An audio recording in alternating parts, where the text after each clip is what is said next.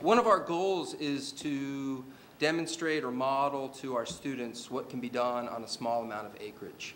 So we're looking for ways to farm sustainably, meaning environmentally sound, socially just or acceptable, humane, and of course economically viable. We want economically viable farming systems in a community where people are developing a resilient food system. So the challenge there is that most of the time you're competing with very cheap food from supermarkets. And so how do you show students how to be able to compete economically and at the same time maintain your environmental and social values?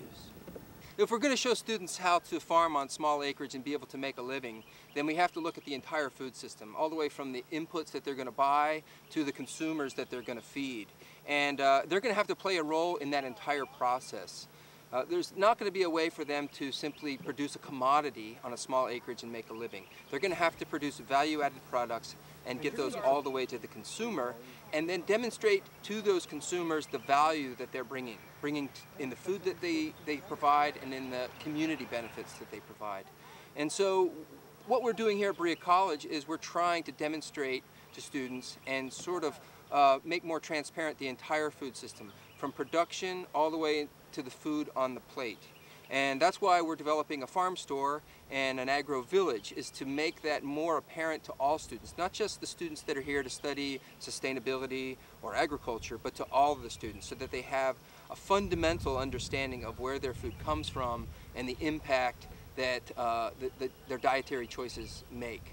And so beekeeping, for example, we produce honey.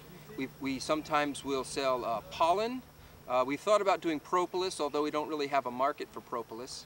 And we also may get into the practice of selling colonies in the future. So we might sell nuke boxes in the future.